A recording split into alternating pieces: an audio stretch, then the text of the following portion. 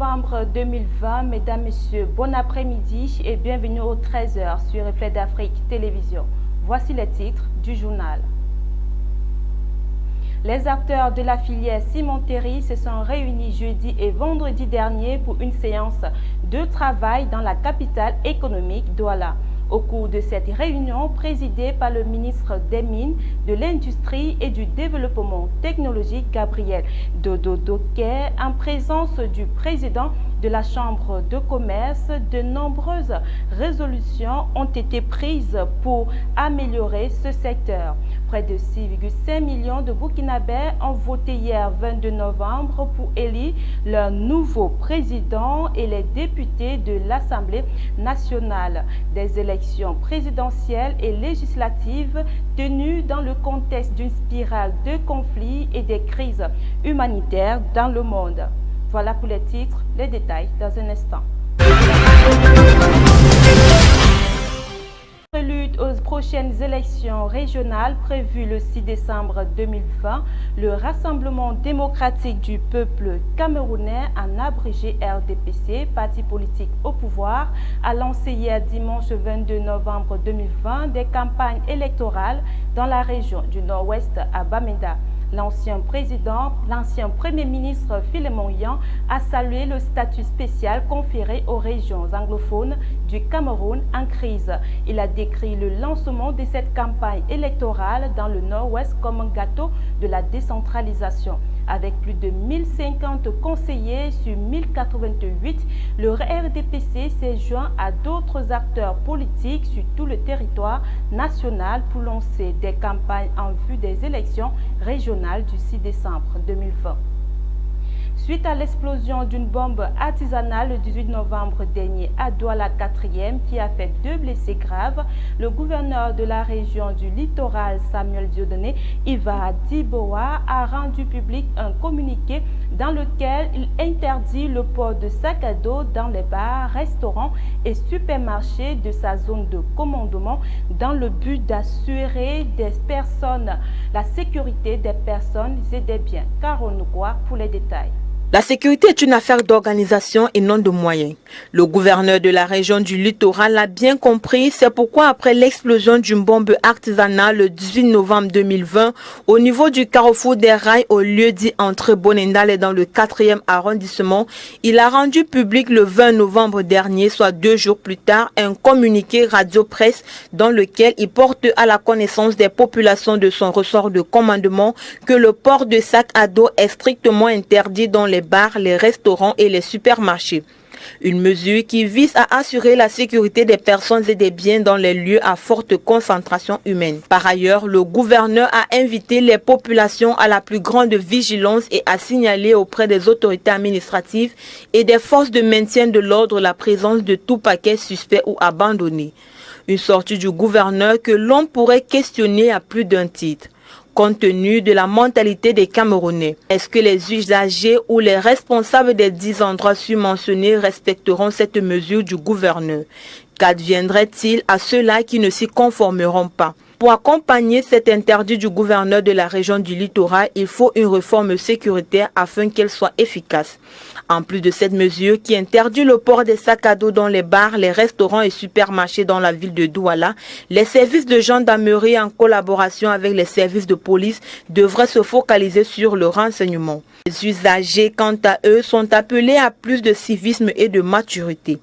Il faut souligner que cette mesure avait déjà été prise par le gouverneur de la région du centre, Nasseri Paul Beya, le 3 novembre dernier, suite aux bombes à répétition qui explosaient dans les débits de boissons de la ville de Yaoundé.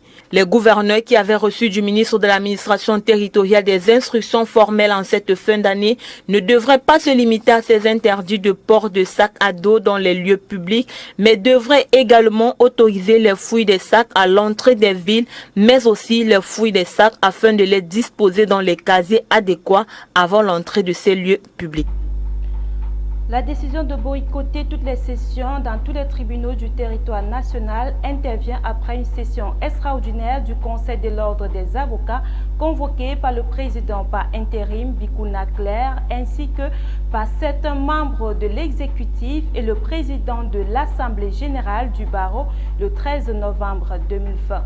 Les résolutions adoptées par l'équipe stipulent la suspension des honneurs judiciaires de l'ancien président Tchakonté Patsi Charles, qui devait se tenir à la Cour d'appel de Douala et à la Cour suprême de Yaoundé, grève et suspension de la comparution des avocats en matière pénale dans tous les tribunaux du territoire national ainsi que dans tous les tribunaux traitant les litiges électoraux, y compris le Conseil constitutionnel. Je vous propose d'écouter Atangana Bikouna Claire au micro de Reflet d'Afrique Télévision.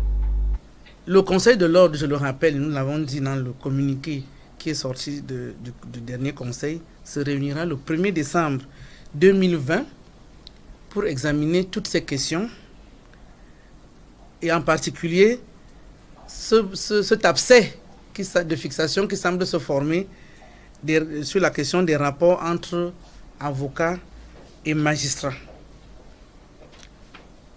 Nous sommes en responsabilité concentrés sur l'organisation des obsèques de notre bâtonnier, Tchakonté Patsi Charles pour ne pas le nommer, qui par son sacrifice a contribué à donner à notre barreau ses lettres de noblesse. C'est pour cela que je demande à mes confrères de rester focus sur ce que nous avons à faire, c'est-à-dire lui rendre l'hommage qu'il convient et d'éviter la tentation qui peut être devant eux de vouloir poser des actes, quels qu'ils soient, pour prétendre répondre, parce que la loi du talion n'en est pas une. Nous sommes des personnes responsables et nous pensons que la justice fera son œuvre, que ce soit pour nos confrères qui sont en détention, dont le dossier reflète un certain nombre d'éléments qui concernent aussi les magistrats. Mais ce n'est pas le lieu d'en parler. Lorsque sera venu le moment du procès, nous développerons en ce lieu approprié les questions qui doivent être débattues. Mais il s'agit de ne pas se retrouver soumis à un arbitraire ou à un corporatisme que l'on semble reprocher aux avocats, mais qui pourrait, donc la tentation semble poindre du côté de la magistrature. Pour que nos concitoyens continuent à bénéficier de ce à quoi nous nous sommes engagés dans notre serment, c'est-à-dire assister, Les acteurs de la filière cimenterie se sont réunis jeudi et vendredi dernier pour une séance de travail dans la capitale économique Douala. Au cours de cette réunion, présidée par le ministre des Mines, de l'Industrie et du Développement technologique, Gabriel Dodo Doké, en présence du président de la Chambre de commerce, de nombreuses résolutions ont été prises pour améliorer ce secteur. Thierry Niopé pour les détails. L'importance de cette filière dans le développement du Cameroun n'est plus à démontrer. Selon les chiffres actuellement disponibles au Cameroun, les producteurs de ciment ont réalisé un chiffre d'affaires cumulé à 191,9 milliards de francs CFA au cours de l'année 2018. Au Cameroun, 4 entreprises se font concurrence sur le marché local. Entre autres, Dangote Cement Cameroun, la filiale locale du groupe nigérien éponyme, mène le peloton avec un chiffre d'affaires de 86,4 milliards de francs CFA en 2018 pour des ventes ayant cumulé officiellement à 1,2 million de tonnes, comme ce fut le cas au cours de l'année 2017. Simancam, filière locale de la Fage Holcim, numéro 2 du marché, qui s'est vu chipper le leadership en 2017, s'en tire avec un chiffre d'affaires de 70,7 milliards de francs CFA en 2018, selon des sources internes à l'administration fiscale camerounaise. C'est donc pour faire l'état des lieux de cette filière que le ministre des Mines, de l'Industrie et du Développement technologique a tenu une séance de travail les 19 et 20 novembre 2020 avec les acteurs concernés dans la capitale économique du Cameroun. C'était en présence du président de la Chambre de commerce, d'industrie, des mines et de l'artisanat du Cameroun. Le ciment est central et principal pour construire les villes, pour construire les routes, pour construire les bâtiments. Il est donc important que le gouvernement de la République porte une attention soutenue aux questions qui tournent autour du développement de cette filière, et c'est ce qui a constitué l'ordre du jour des concertations que nous avons eues. Pour atteindre l'objectif escompté par le gouvernement camerounais, beaucoup reste à faire et les opérateurs de la filière en ont conscience. La question des petits est à l'ordre du jour, mais on y travaille parce qu'on a besoin d'utiliser beaucoup plus de matériaux locaux. Et c'est un sujet avec lequel on a discuté aujourd'hui beaucoup, l'ouverture de nouvelles mines, de nouvelles carrières, etc., pour essayer de trouver des nouvelles solutions pour proposer des ciments locaux moins chers. Mais aujourd'hui, soyons très clairs, aujourd'hui au jour d'aujourd'hui, c'est difficile. Mais les solutions existent et on y travaille. Et donc la profession cimentière, on essaie de créer une association qui va promouvoir très clairement des solutions locales qui vont permettre des ciments pour tous. Et ça aussi. Reste plus qu'à espérer que cette rencontre tienne la promesse des fleurs. Élaborer un plan d'action pour la situation sécuritaire du bassin du lac Tchad était au centre de réflexion d'un atelier organisé par le Programme des Nations Unies pour le développement, en abrégé PNUD, et la région de l'extrême nord. Les exécutifs communaux, les sectoriels, les organismes partenaires au développement présents à cet atelier ont élaboré des stratégies d'action collective pour la résilience des populations victimes des exactions dans le bassin du dit lac. Amadou Kao et Fabien Payanfou pour plus de détails.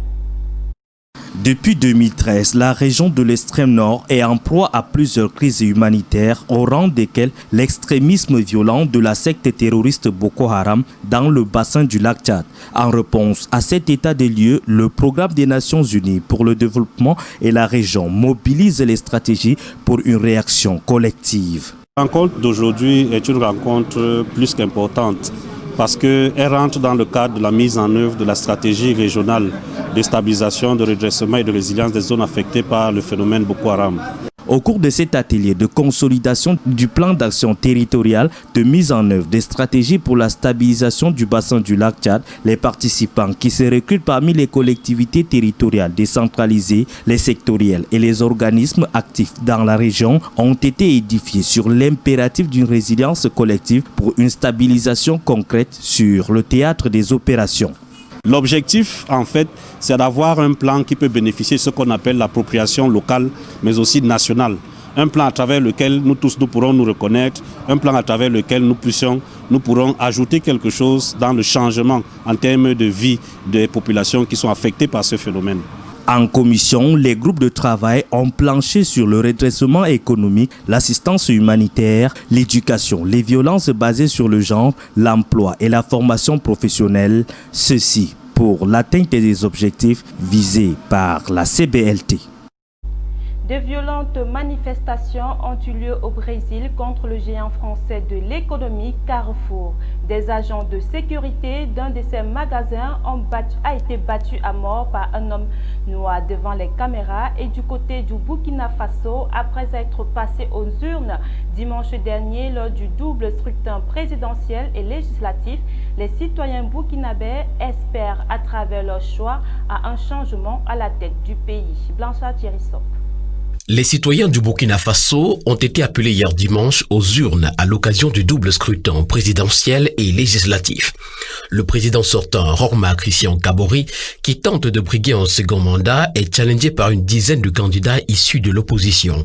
Le contexte de la tenue de ces élections est particulier du fait de la menace djihadiste croissante qui pèse sur le pays. Face à cette situation, un important dispositif de sécurité a permis d'obtenir un déroulement paisible des élections et la sécurité des électeurs burkinabés. La grande majorité des 6,5 millions de votants espèrent que ce sera le point de départ d'un renouveau pour un pays qui a beaucoup souffert ces dernières années.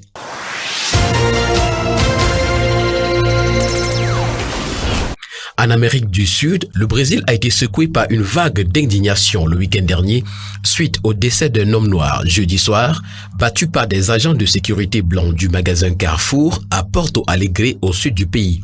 Cela a poussé des manifestants réunis à Sao Paulo à lancer des pierres contre la façade vitrée d'un des magasins du groupe. Ils ont également envahi l'établissement, détruisant ou incendiant des marchandises, des vitrines et d'autres installations. Selon les médias locaux, la police a dispersé une manifestation à Porto Alegre avec des grenades lacrymogènes et assourdissantes. La filiale brésilienne du groupe Carrefour a cependant regretté la mort brutale de cet homme et a promis justice. C'est la fin de ce journal, mesdames, messieurs. Merci de l'avoir suivi. Rendez-vous demain quand il sera 13h. Bon après-midi.